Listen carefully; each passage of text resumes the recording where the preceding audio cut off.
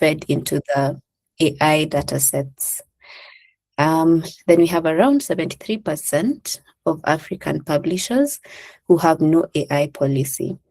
So that says 27% have an AI policy. What does an AI policy mean? It varies from publisher to publisher. It could be AI strategy for the company. As a company, are we comfortable with working with AI generated manuscripts or books, or do we not do that? For example, in Kwani, we don't work with AI generated submissions. Main reason is because one of our key goals is to preserve the authenticity, the voice, and the humanness of the work that comes to us. But you'd find that there's a company that would be okay with that. So really having defined AI policies matters. As Kwani, we do employ AI, but very minimally. Could be to fact check something. So if we need to verify a fact about a certain thing, we'd use AI for that because it gathers information and intel from many, many, many websites, and that would help us to clarify on what an author has written. And then lastly, 0 shillings, $0 is paid to most African authors whose work trains AI. So I'll dive into this in my next slide. Actually, let me just dive into it over here. I hope my pace is okay. Okay, awesome. Thank you. All right, so the 3 pillars of our problem in terms of ownership is 1, data extraction. So African literary and the oral content is scraped into AI models without permission. There's no payment or attribution to the author. I want each of you to assume you're an author. If at all you are not or have not written yet a book or an article, but if you have, then I know you'd understand what it feels like to see your work being used without your permission, without you being compensated or having any attribution for your work. So there's something called the Books 3 data set. You'll see it in my next slide. Books 3 data set is something that, do I call it something? It's a data set that was employed and created by a man called Sean Presser in the year 2020. He's an independent AI researcher, and he actually scraped or gathered around 196,000 ebooks and converted them into plain text, and then withdrew information from them and fed it into AI language, the large language models to help train in the language that would now, determine or control the narratives, especially of African stories. So this around 196,000 books were from different authors, very prominent authors like Nora Roberts, and many others whose consent was not sought. They weren't paid for their work, but their work was used to train AI. And that has happened even with African author books. So it's very unfortunate that raw material of storytelling is being extracted the way minerals once were. Like there's no one guarding this particular domain. And I think this is even worse than piracy. I mean, piracy is horrible. The one where people reprint books in the street and sell them at 500. But this is also, it's insanely bad because you don't know who's doing what with your work in AI. Then the second pillar of our problem is narrative control. So when AI generates African stories, it draws on the Western frameworks and stereotypes. So the output may reference Africa, but it doesn't speak from Africa. And that's why I said the output is very culturally empty. and output is dependent on input.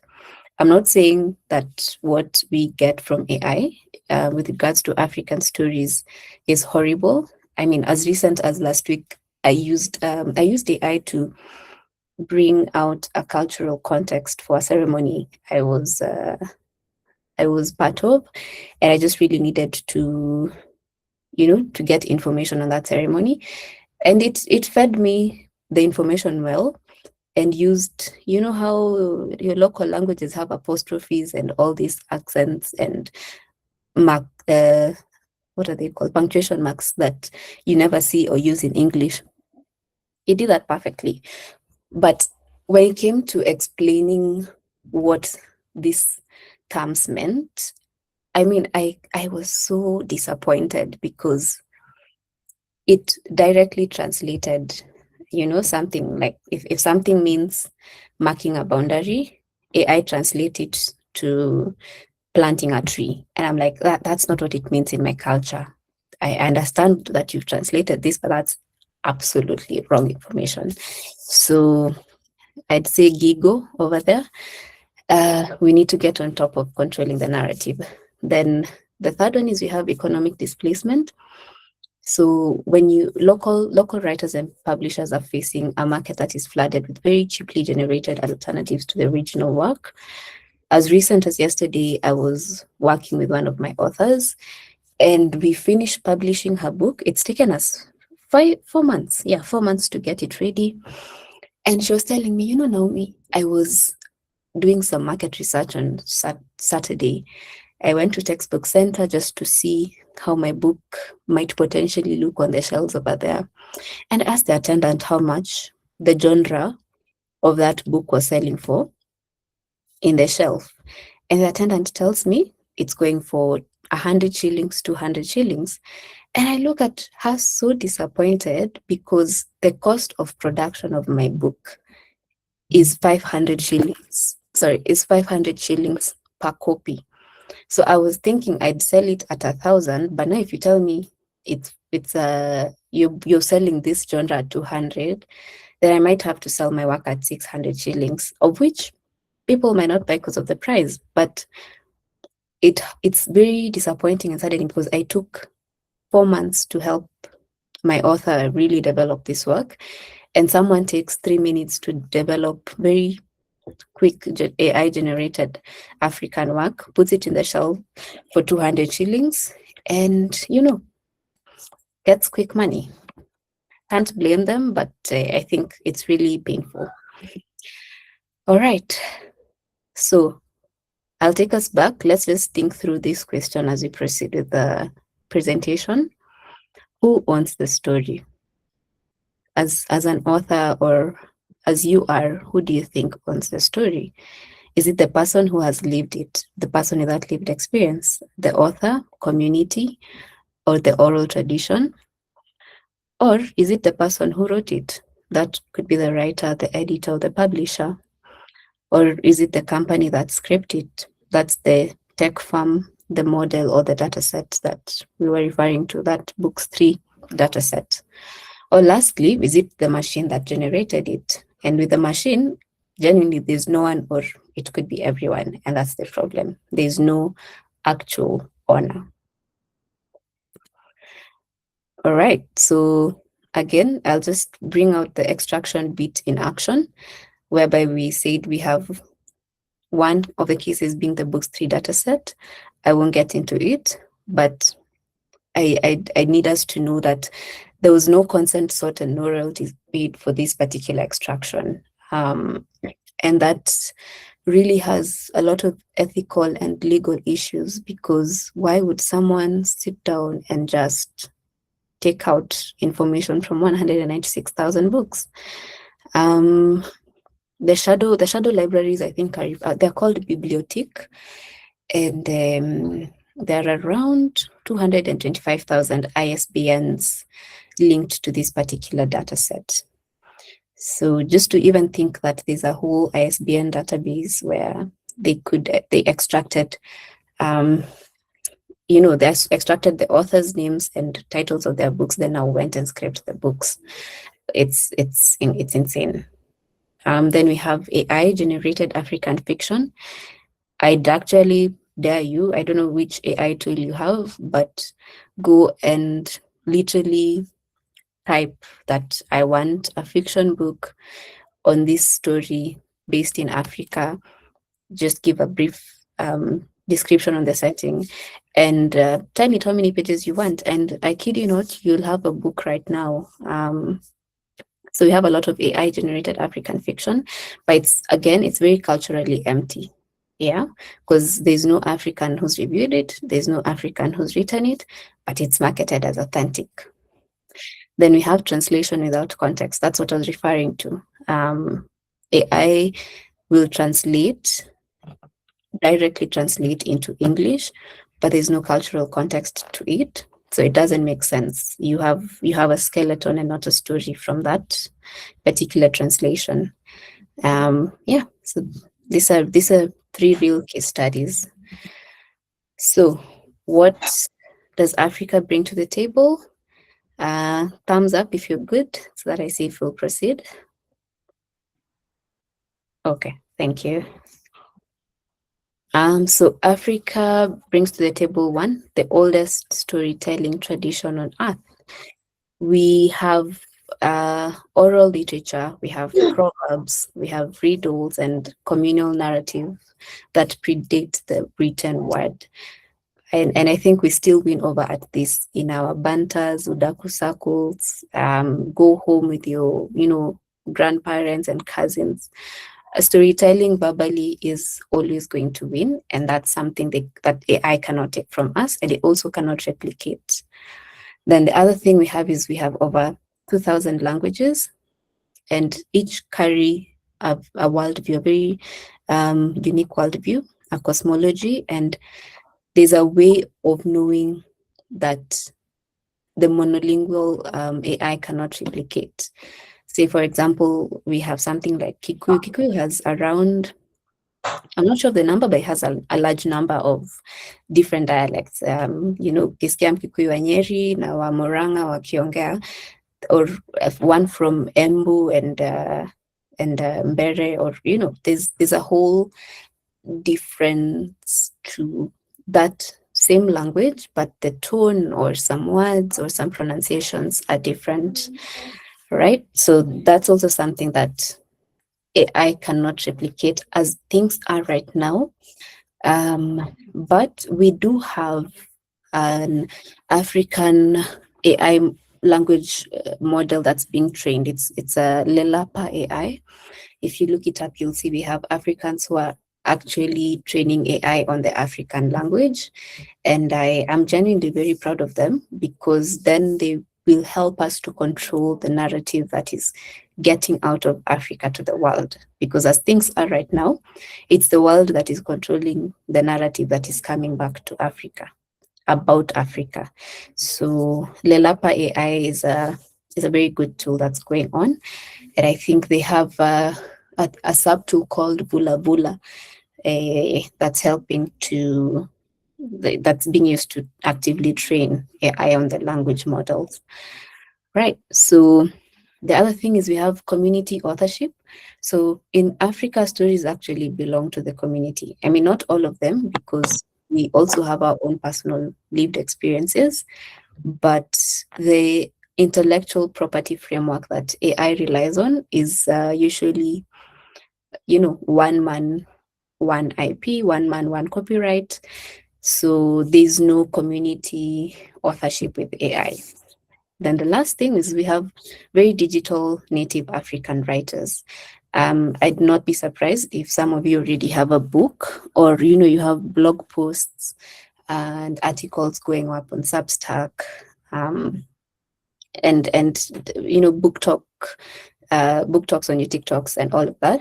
So our young authors in Africa are already publishing for themselves and building audiences for themselves. And this is a very good thing, because as I said, the publishing scene has been shifting over time from the traditional publishing, where we had you write, get an agent, then get a publisher. Once the book is published, get a retailer, and then wholesale your book.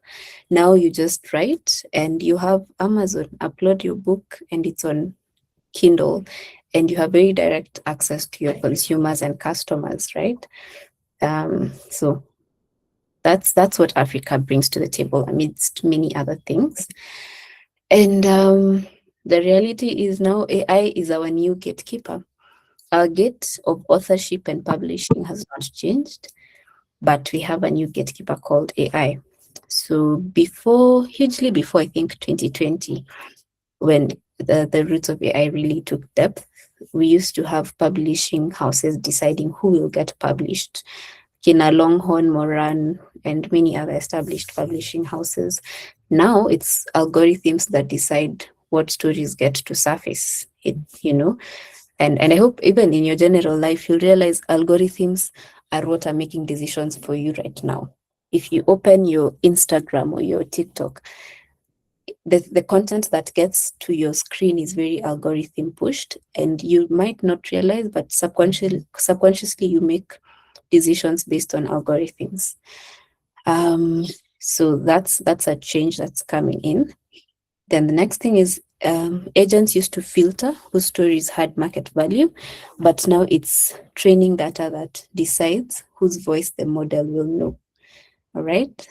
And this is it's in a limbo because you don't know who's training the data. Then we're all using very different language models. Someone is using Claude, someone is using ChatGPT, another one is on Gemini. So at the end of the day, the voices are very, very varied. And it's really everywhere. Then we also had, back in the day, Western reviewers would define authenticity, and not just Western, even African reviewers, because you've had publishers. So they define the authenticity of that work. But now it's prompt engineering that's deciding the cultural lens. It's how good you are at prompt engineering, where what you tell AI or ChatGPT, this is what I want you to give me. Depending on the information you feed it, then the output you get is what will decide the cultural lens. And lastly, the distribution networks chose which books would reach the market back in the day. But today, it's a whole game of platform economics that decide who profits. Platform economics looks like, let's use, for example, Amazon or Kindle, where you launch your ebook or publish your ebook. So it actually decides who profits. There's people whose books will really move online and others barely sell 2-3 years in. And again, it's all about platform economics. We don't have that supply chain or distribution network where we had Longhorn, they know that this particular book targets this particular audience, and this is where we'll push the work in the local market. Yeah. So again, the gatekeepers have changed, but the gate did not. So we'll need to reclaim authorship and a framework for AI, for African agency in the age of AI. The first thing is consent and compensation. There's no African text in any AI training set without explicit consent and fair payment. I think I've mentioned that before. And this is something we need to really get into on our A game in as Africans. I know there's a lot of policy work going around this, but as authors and publishers, we really need to put our foot on the ground in a very personal and practical way, and just get into training, into the African text of AI training. The second thing is we need African-built models. So AI is trained on African languages by African teams with an African editorial oversight. And that is what Lelapa AI is doing. And then the third thing, we need policy and legislation. So as things stand, I know that the AU, African Union, has been developing policy and legislations around the continental IP framework just to help protect oral traditions and community authored works. But I'd dare say a lot of this is discussions that remain to be discussions and ideas that remain to be ideas. We have 55 countries in the AU, but again, it doesn't take a country, it takes a person, it takes people to do this. So we need to implement, we need to be aware of these policies and legislations and implement them. Then the fourth one, education and literacy. So equipping our writers and publishers with AI literacy to wield technology on their own terms. This is something that I know at Kwani, we do make it clear to our writers that we don't take in generated work, but we also help them, especially when we have AI generated work. We try to work with our writers to start from scratch and bring in authenticity through editorial rewrites. But aside from that, the last one is platform building. So African publishing platforms that are AI literate from the start. I'm very pro what's the word, integrating AI into our publishing platforms, because I know it's one of those things where it feels like it's a sin to have AI in our work, but it's not from the point of authorship, but from the point of publishing. It's not a sin because it helps to enhance, one, the speed of working, two, the accuracy, that's with fact checking, etc. And then three, it's where the world is. We need to have a revolution as a world. Sorry. Yeah. Then what is Kwani doing? So I've briefly mentioned we have the editorial first publishing. Each publication undergoes human developmental editing. It's humans who work behind the publications, but AI assists, as I have mentioned. And our voice is always African, always human. Then we have a Kwani Literary Festival coming up soon, and a lot of book readings that we normally do. So the physical and digital spaces where we offer African writers to just gather and debate and build networks, that cannot be replicated by an algorithm. When we have 20 minds communicating and networking together, then we're able to get out so much from each other in that capacity. And lastly, we have writer advocacy. So just being able to educate authors on their rights. What does consent look like? What does fair use mean? And when to say no.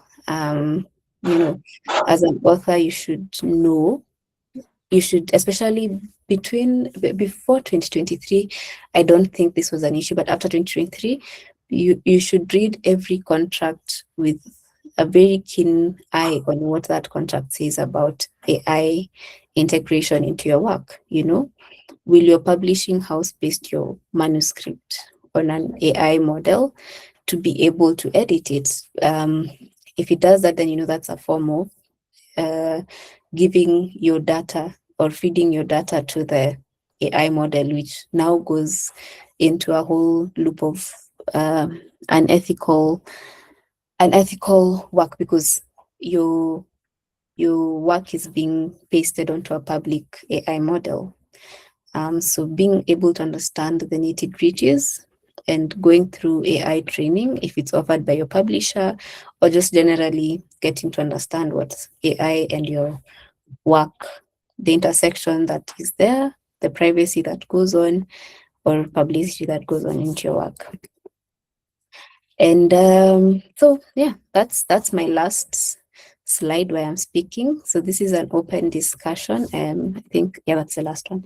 Yes, this is an open discussion where I will leave this slide on and allow us to all just go through it, and feel free to unmic, if that's a word, feel free to unmic and just answer or share your thoughts on this. Yeah, thank you so much.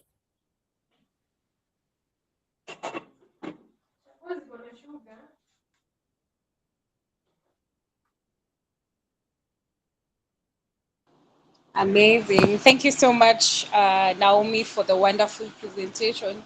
I mean, I'm just here writing a lot of notes and just getting to understand the publishing world a little bit more because I am not, I do not love writing, but at times I find myself writing. So it's just good to just get to understand what it means to actually write, to Mm, actually publish a book. Maybe yeah, one day I will publish a book, but please do. I'll be here. yeah, but this is really insightful. And when you're just speaking, this question kept on ringing in my mind.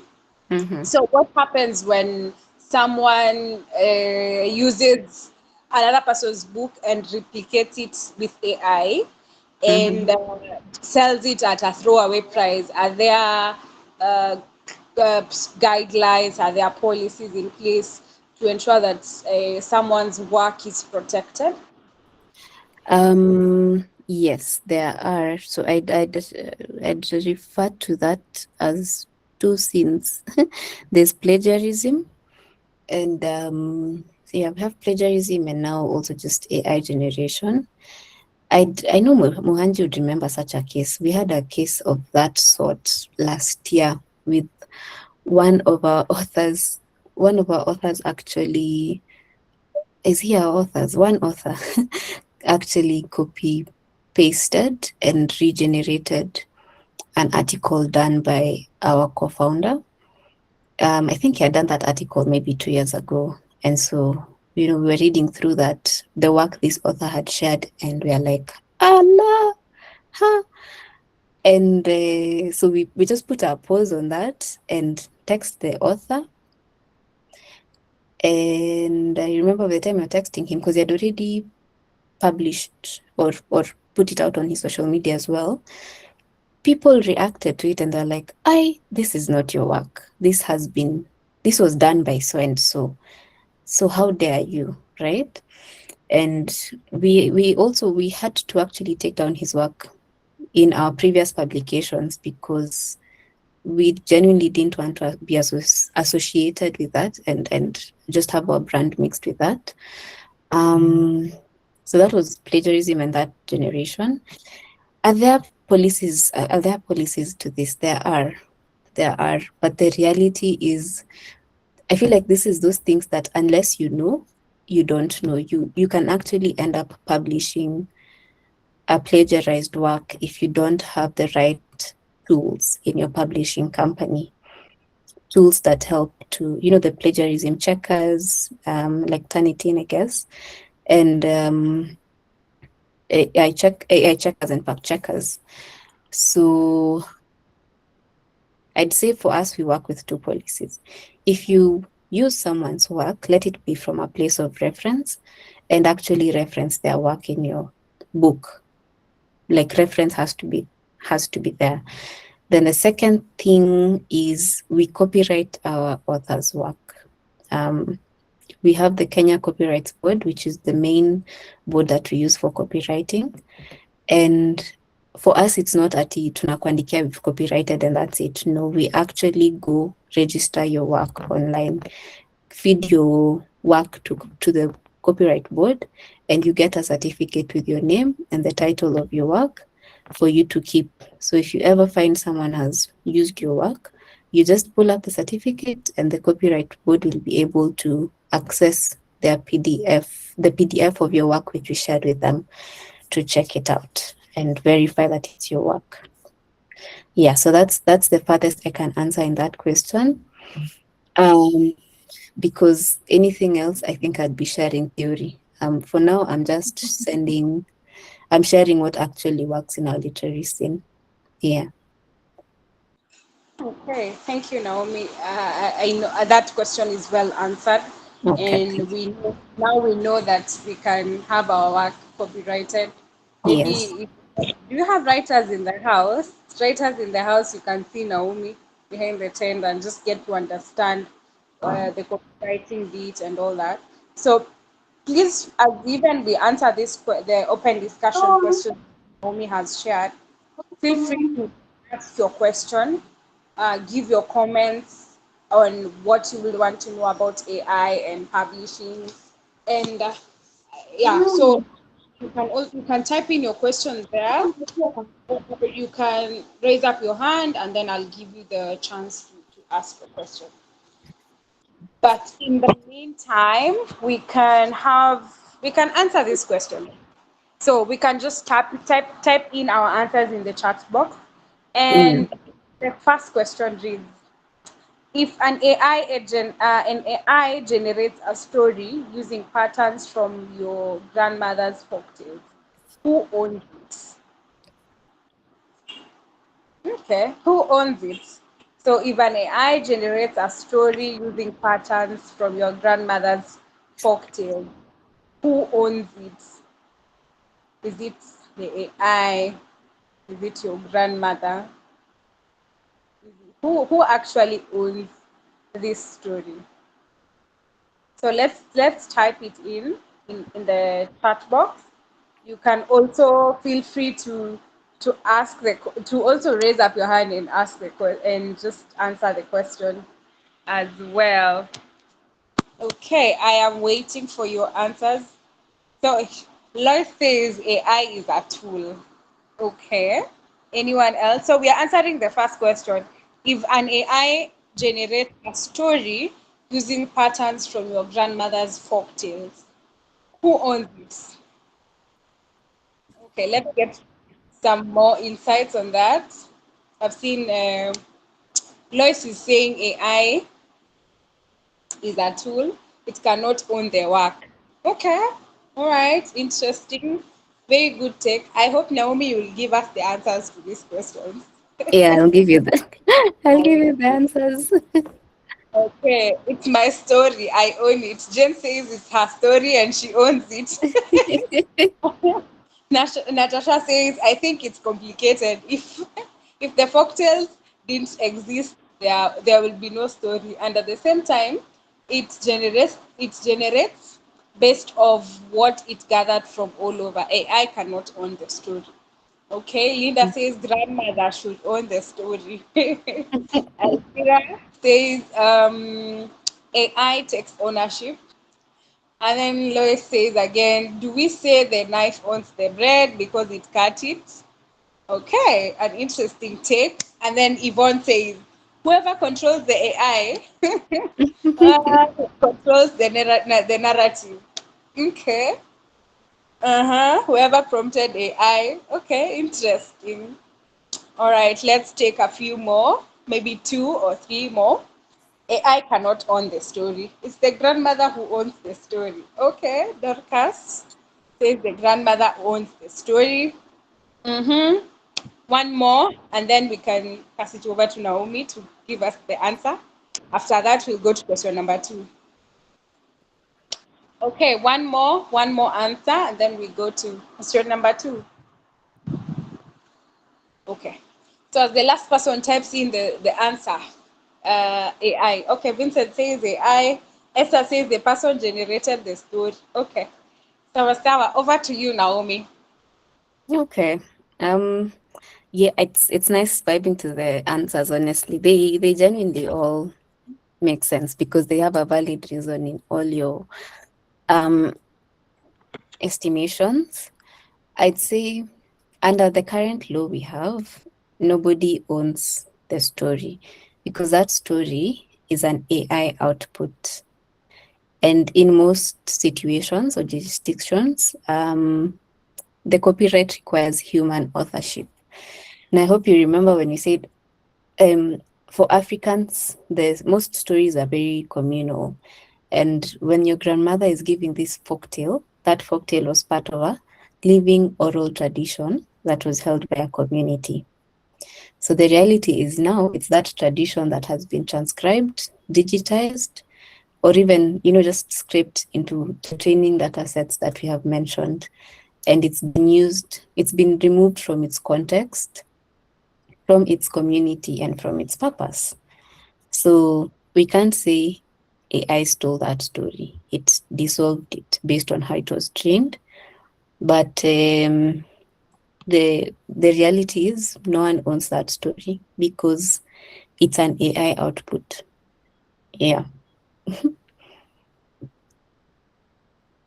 Okay. Thank you, Naomi, for that. Indeed. So the other question is okay. Christine, you have a question? Please go ahead Uh, from this to the next one. yes, I'm just troubled. Naomi is saying, so it's an output by AI, but I'm like, we feed AI things so that it gives us an output. Like, so that does mean every time I put something, I ask something on AI, that means it owns or it takes the credit, and I don't, because we feed it things so that it gives us clarity. Yeah, or I Yeah. miss something. Um, Like it won't give you something that you haven't fed it, so or you and haven't that's asked for it. yeah, Mm. yeah, that's true. So the really it's not every time, but I'd say you see now, for example, with this particular story, the story draws its roots from your community traditions. Then it's your grandmother who told that folk tale, and then now um the the folktale was fed into a data set somewhere and then generated. So ideally, I get your question because there's, what do I say? We have facts, which is maybe what you'd feed AI. Then we have fiction or oral traditions that have been transcribed, digitized, and transformed. In this particular case, the the information is heavily based on the AI output, and that's where the ownership is not. It's in a limbo. Like no one actually owns that story.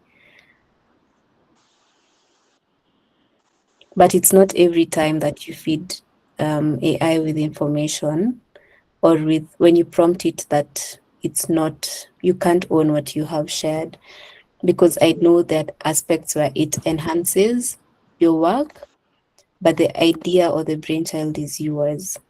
This I'm speaking as Naomi, but if we go to the court right now, I'd say the reality is no one owns any AI output because whatever is generated from a million sources of information, which is everything and everything everywhere. So yeah, Okay. All Mm, right. okay. Thank you, Naomi. I I welcome. I I, I hope I can see Christine is satisfied. I Okay, see yeah, she's given a thumbs up. okay, Linda, awesome. you have your hand up. Thank you, Naomi, for that. Linda, you wanted to ask something? Yes, that one, I already feel like we are robbing ourselves slowly, because I Mm-hmm. can imagine now if somebody is telling me a story. My grandma told me a story about the way our forefathers used to worship and how the normal grandmother story, and then now here we're saying it was its own communally, and now once we put it on AI, Mm, like it feels like we've given out everything on a silver platter and we're not gaining anything. exactly. It feels wrong. It's very unfortunate. Yeah, that's the it's a very, very unfortunate dynamic that's going on because now they are using our stories, but westernizing the information they're feeding us back. And you'd see now 10, 20 years to come, the narrative will be very, very different because it's not it's not from the roots of Africa. It's stories about Africa by the West. So that's where the call is heavy for us to, in our own personal ways, find ways to train the language models. Yeah, Linda. One more question. Is that a new colonization? Because I'm imagining if 20 years, a few years from now, we'll not even own our story. Mm. Is that now new colonization? I maybe I'm just thinking too much. You're going to the next question. That's actually the next question, because now the next question asks, should Mhm. African governments regulate how AI companies use African cultural contexts? Yeah. Yeah, let's hear your thoughts. Natasha says that's actually true. Yeah. I think that's from our previous discussion. So, should African governments regulate how AI companies use African cultural context? Should they? Jane, Jane, hi Jane. I can see your Hi. hand is up. Yes, I feel like, hi Sharon, hi everybody. Sorry I joined in a bit late. I feel like I want to explain this one. We Yeah. stand, there's a high risk of us losing what belongs to us, losing our context, our stories, losing. There's a high risk if it continues as it is. Recently, there is a video that has been circulating of an AI. You see how these voiceovers are being done. Mhm. I can't even recognize, and it's my native language, and it's so shocking. And you can imagine if that is just a song, what happens to the other content, our stories, our history? We stand a very big chance of losing the authenticity of our Mhm. African heritage and our African sovereignty in terms of everything that we put out there. I think it's dangerous and we must guard with everything in us. Mm, Yeah. okay. Yeah.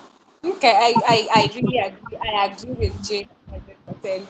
I think this is a very good discussion, and people are it's making people's blood change.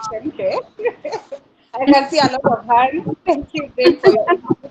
We can go to Jedida, and then I'll go back to Linda again. So Jedida, please go ahead.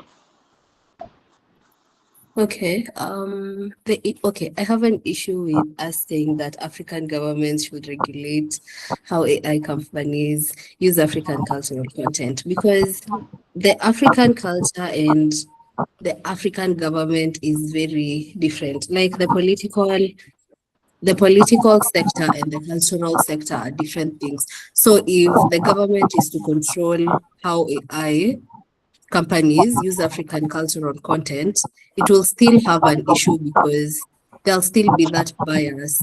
It's still political, it's still politicized. They can't control that. Only the writers, only the people who still uphold the cultural practices of Africans can do that work, not the government.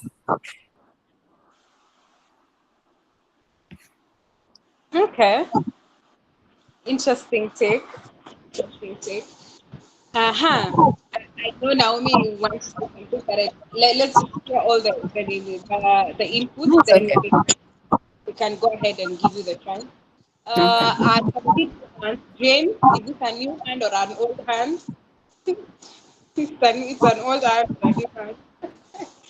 And then we also have, okay, Sawa. Then Linda. Now Linda, then I can pass it over to Naomi again.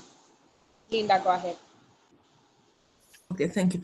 I would like, I don't know, do we know how much so far we've lost? Because I feel like we've already lost something. And I read somewhere that it only takes 2 generations and we lose it all. I don't know where we are in terms of the generation that is current, the Gen Zs and the young one probably. How much do they know? How much have we lost? And then lastly, if we say that the government to regulate, look at our learning institutions. Do we even know do we even encourage storytelling?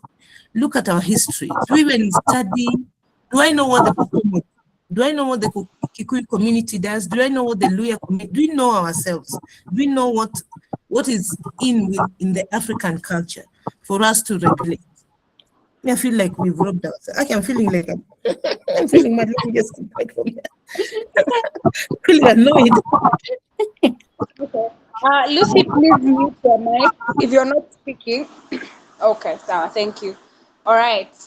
Thank you very much, Linda. I know, I feel you, I feel your pain. And yeah, let me hand it back to Naomi to answer that, then we can go to the next question.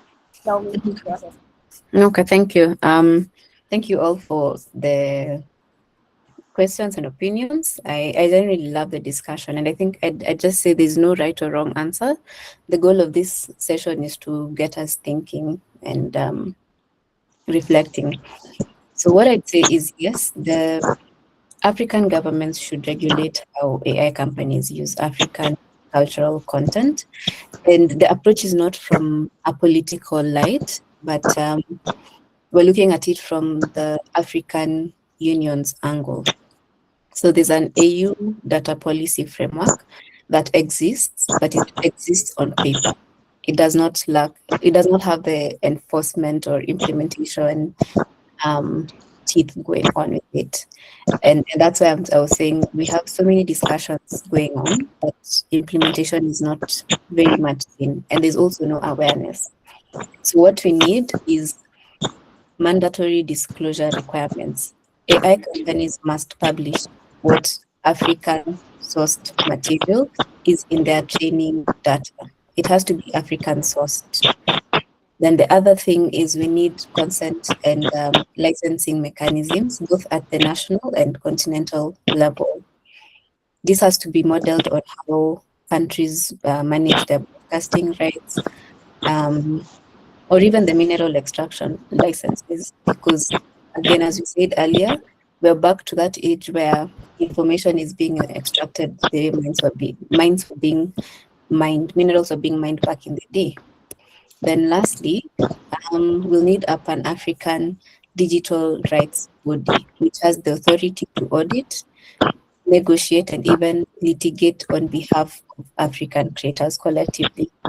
So I think I'm giving us the opportunity platforms here, but those three approaches would really help us in terms of enforcement of the AU data policy framework. And the reality is individual writers like you and I cannot negotiate with Google or with ChatGPT or AI, OpenAI, but 55 member states coming together and acting through one unified body, those ones can. And that's how the government comes into the picture in this regard. So yeah, we can do the same if our political will match our cultural agency, because we need to have a cultural agency strong enough. Yeah. Oh, thank you, Naomi. I am really, really loving the discussion. And I see we have question number 3 that asks, can AI ever truly understand a story rooted in a language that it was not trained in? Let's just hear your views on this. Can AI ever truly understand a story rooted in a language it was not trained in? Emma had her hand up. Yes, Emma, go ahead. And anyone else can type in or raise up your hand. Emma, go ahead. Okay. Really, I think for to answer, I don't think AI can truly understand, because I feel that when it comes to our stories, we all have individual perspective and individual experience. And what AI does is literally what somebody has put in. So getting that intrinsic, or rather that in-depth perspective about a story, I don't think AI can do that. What they do is that it takes this point of view, gather it up, and get um,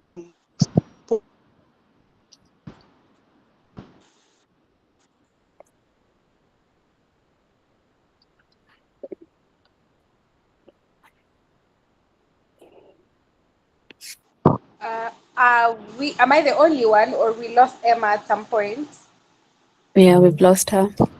We lost you at some point. sorry, can you hear me? Can you all hear me?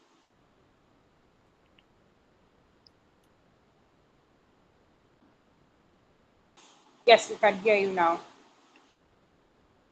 So what I was saying is that I don't think AI can truly understand a story. Yeah. because first of all, I believe each and everyone is individualistic through the experience of from the point.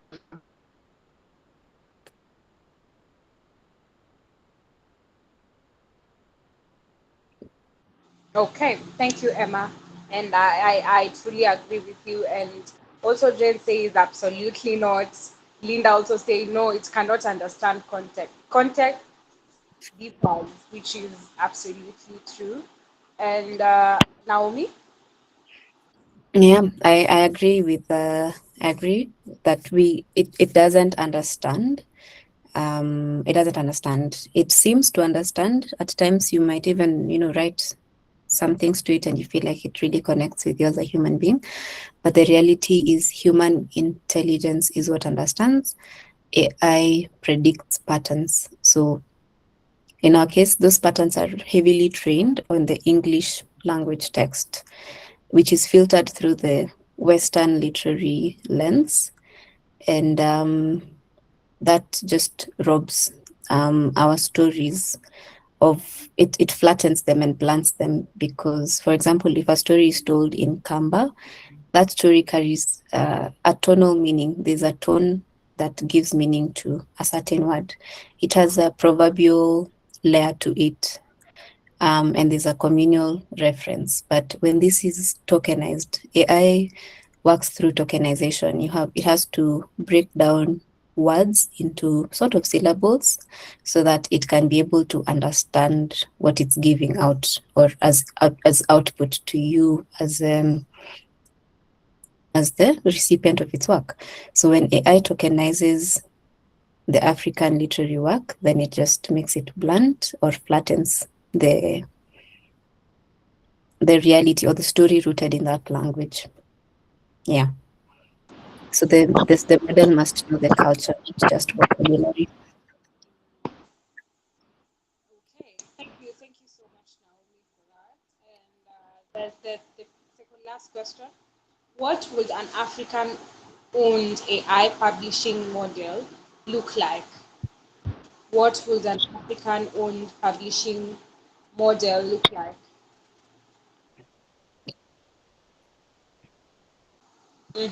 Let's see. Anyone who wants to say something on that? Who can? Jedida, you can go ahead. Okay, I hope you can hear me. I will say that an African-owned AI publishing model would be more humorous. Like we Africans have a kind of emotion that not everyone has. Like we feel things differently. No, okay, you're laughing. No, I'm serious. Like we have a kind of humor. Like we have, I will say, like all African countries have managed to colonize English in one way or another because the way we speak English is not the same way Nigerians speak English or South Africans. So there will be that how do I say this the even the English itself will be different. Like you'll feel like you're communicating with me through reading my work. Yes. I truly agree with you, especially on the English part. I really struggle with not only, but what is the other thing? What is the other thing that it says normally? I remember yeah, not only that, it really irritates me. Not if a lot of ifs. Yeah. Yeah, yeah. Okay. All right. Any other person wants to give an input? I can see Linda says it would be full of satire, and I agree. Yeah, 100%. So maybe Naomi, you can jump in. Okay, yeah. I'd say I also agree. It's a very open-ended question. From a publisher's lens, I'd say it's where the editorial intelligence is governed by African work, African publishers, African editors, and African authors. We're the ones who govern the technology, not the technology governing our editorial intelligence. And so that looks like having the African trained language models, like what Lelapa AI is doing, that are curated by our own linguists or editors, and just a pipeline where AI handles the services that we offer in publishing, like formatting, distribution, translation support, and even metadata, while we have human beings or as editors who now control the voice of our author's work. They control the structure, revenue model, and the authors are able to retain their meaningful rights and receive fair compensation when their work contributes to that model improvement. I think this is the point where I'd also say, if you're a writer or publisher, ensure that the moment you've started the process of publishing your manuscript, get it copyrighted ASAP. Because as long as the moment that work leaves your laptop into someone else's work, care or review, it's no longer in your jurisdiction. So ensure you can copyright your work as soon as it's beyond yourself. Yeah, so that's what I'd say for that particular one. Okay, yeah, agreed. 100%. And this is one thing we are learning, because sometimes we are quick to be like, hey, please check this work for me. What do you think? And then someone ends up publishing your work and you're left Yeah. there. Oh my God, this was my book. Yeah. Sorry, allow me to just add something on what you've said. If you can't copyright your work, then watermark it. I think there's an option to watermark on Google Docs or Word. So even when you send it, it can be shared without your name there. Mm. Okay, okay. Thank you, Naomi, for that insight. So I can see we are exactly on time. So let me just read the last question. Then we wind up. Also, Loy says multilingual and multicultural in the last question. And so the last question is, as a writer today, what is the single most important thing you can do to protect your work? And Naomi has really talked into this all through her presentation. And just to open it up to us, what is the most important thing you can do to protect your work? Linda, your hand is up. Yes, I have a question, but not this last one. Now, would it be if, for example, I already know the kind of story I want to write, but Mm-hmm. make my work go faster, I key in on AI. It gives me like the overview and the breakdown into how I want to do it, and then I take that, edit my version of what I want to be in the content. Would that be fair enough, or would I still be contributing to the pain that we're talking about here? Would it be fair On enough? a personal level, I think I'll answer this as a fellow writer. It's fair enough, because then in that sense, it's helping to enhance what you're doing and also adding to the speed of your work. The reality is you're not rephrasing what AI has given you. You're using its suggestions to enhance your thought process, because at the end of the day, it's your thoughts that's going to be in that work. So you still own, it's a product of your thoughts, in as much as AI has guided you. I'd say here AI would serve as an agent. It's like a friend telling you this is how you'd go about this story. But that's my opinion. Yeah. Thank you. Thank you. Yeah. All right. Thank you so much, Naomi. And I think also in your presentation, you also mentioned that uh, I can see Emma has said copyright it and watermark it. Yes. Yes. Um, any other input is welcome. If not, I will just pass it over to Naomi to wrap it up. Then we can close. Naomi, over to you. Okay. This I'd say the single most important thing you can do is to understand what you're signing.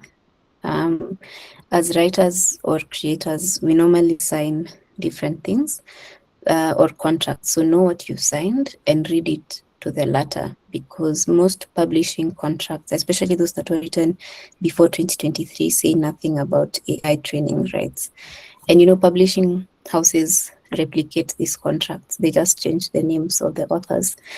So be keen on what is said about the AI training rights, so that your silence won't be exploited or your work is not fed into an AI training data set. And just because it wasn't in the clause, then you have no ground to defend your work with.